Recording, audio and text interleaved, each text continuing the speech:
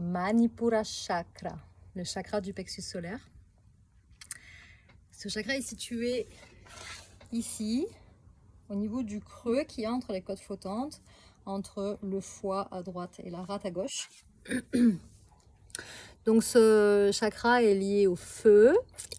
Il est ici vraiment notre action, notre pouvoir, notre force. Il est le courage de se mettre en action, le courage d'avancer, le courage de se transmuter, de se transformer. Un Manipura Chakra, c'est pas mal sans l'accent aussi, hein, sans déséquilibré, ça peut être vraiment le fait de ne pas aller au bout de ses objectifs, le fait de ne pas aller au bout de ses projets, de commencer à mettre des choses en place et puis de les laisser tomber. On est vraiment dans un...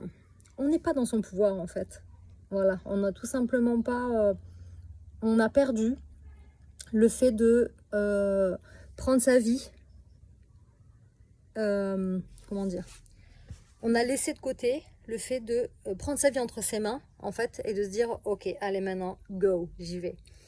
C'est comme si on laissait un peu notre pouvoir à je sais pas quoi en fait, à quelque chose que notre mental s'est créé, aux autres souvent. La dépendance affective elle peut aussi avoir un lien et elle peut créer des déséquilibres au niveau du Manipura Chakra.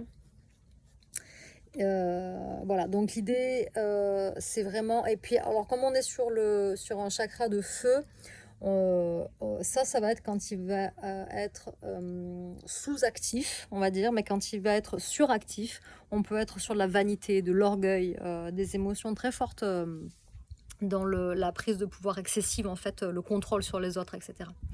Voilà, donc un Manipura Chakra équilibré, on est dans notre pouvoir, on est dans notre réalisation, on est dans notre transmutation.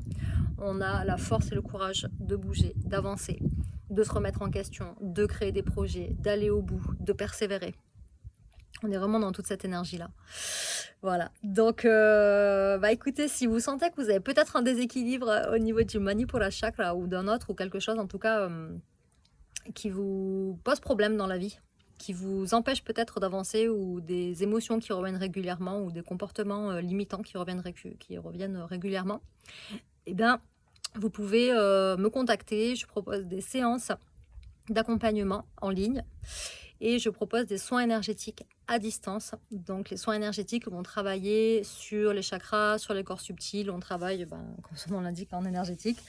Donc, tout ce qui a pu s'être engrammé dans le corps physique et dans les corps subtils, les expériences, les traumas, etc., le soin énergétique va aller chercher, fouiller tout ça, transmuter tout ça, etc. Donc, le soin énergétique, en général, juste avant, il y a un entretien ensemble, par mail ou en visio, selon les besoins. Et puis, moi, je fais le soin, je vous indique quand, à quel moment, vous pouvez vous connecter à ce moment-là ou vous y connecter après si vous n'êtes pas disponible.